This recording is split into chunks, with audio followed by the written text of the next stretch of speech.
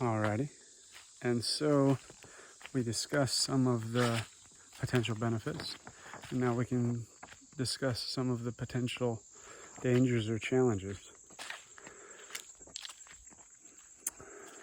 As was mentioned earlier, we're working with the psyche here, and we're also working with the unknown. These are not exact sciences. To ingest something, you don't know how it's going to impact the mind, and you don't know how that impact is subsequently going to impact your life. As you know from your own experience, when you learn something, unless there's some sort of catastrophic event that like physically damages the brain and you lose that memory or something, if you learn something big, that stays with you for the rest of your life, and it impacts everything else that you ever experience to some degree. How can it not? And so the same is certainly true with a psychedelic experience. These, as the default mode network is off and the mind is experiencing things in these different ways, can gain insights or see things that did not, it may be about life that have always been there, but never realized.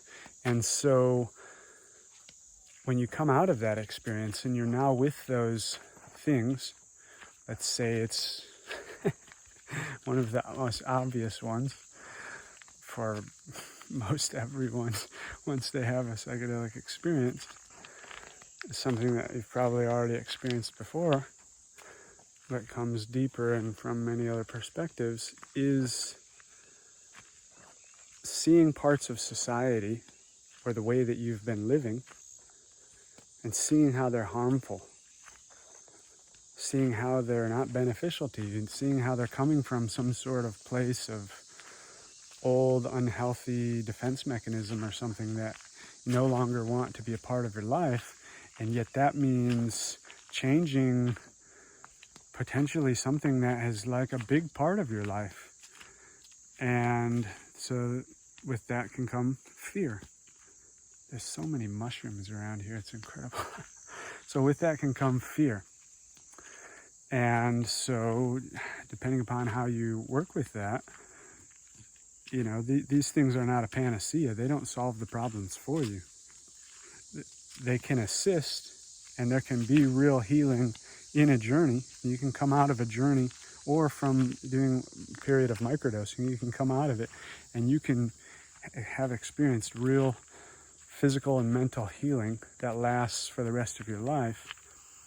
But generally, it's going to operate in a way where it shows you things, you see things, that you subsequently now have the opportunity, the agency, to take responsibility for in your own life once you're out of the journey of bringing about those shifts.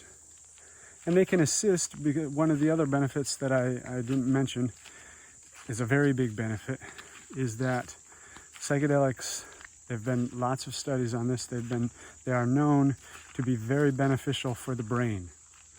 Physically, they bring about what is known as neurogenesis, which means new brain cells. It means growing, healing, regrowing the brain. So I know of people who are psychedelic facilitators who have worked with people who, one was a professional, I believe professional or semi-pro hockey athlete who was experiencing the concussive brain syndrome, I believe it's called, where they've had so many concussions that their brain is really damaged. And in the United States, there's been a period where different athletes from football and hockey and these different sports that have been experiencing this concussive brain, they have real challenge even just putting thoughts together and thinking. And so they subsequently have been killing themselves, and it's been coming to the attention more. And my friend, who is a facilitator, he said that this person who was a athlete who had that, he contacted them some months after sitting in Iboga retreat iboga, and they said that their brain was now functioning like they hadn't had in years, like they were able to think again, because the brain does, with these substances, neurogenesis. neurogenesis.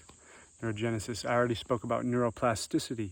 I didn't mention that word, but neuroplasticity means it makes the brain plastic, it makes it flexible, it makes it pliable physically as well as psychologically. And so that's where this creativity, and with that also means when a brain is neuroplastic, we can have old patterns, we can have old habits that are very ingrained, but when the brain becomes neuroplastic, then we're able to let go of them literally by the neural connections changing and things, which would be more difficult without these. And one other benefit that I didn't mention is with addiction.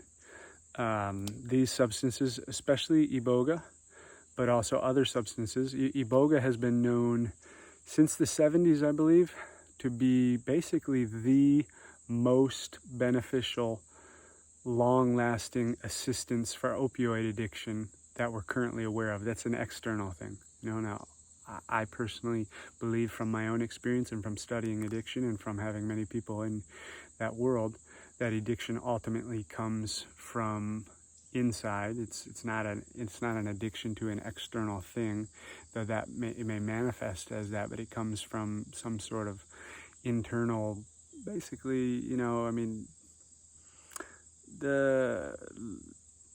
so many different things. The deep core loneliness, the deep core not wanting to face the reality, like those big questions of, I'm going to die, or these sorts of things. And so subsequently latching on to some external thing, the sensation that some external thing gives, and then subsequently the physical body and the cells actually becoming, physically addicted to it, but ultimately from the mind. But iboga really helps with opioid addiction, and it's not uncommon for people with utilizing different psychedelics to be able to let go of things like smoking or alcohol or things like that. Partly, again, because you also gain this deeper love for yourself. And so you no longer are willing to do things that are harming yourself. And yeah, so we got that. Now, some of the dangers, some of the side effects. As I was saying, you're experiencing insights about things that may mean that you either need to continue living with them, but now you know about them, and so you're really feeling uncomfortable about it, and then you really got to do things like to try and push it away, which now doesn't work, or else you feel like changing your life, but you're in a society or with community to where you don't feel like you're able to do that. People don't support you, they call you weird, or they say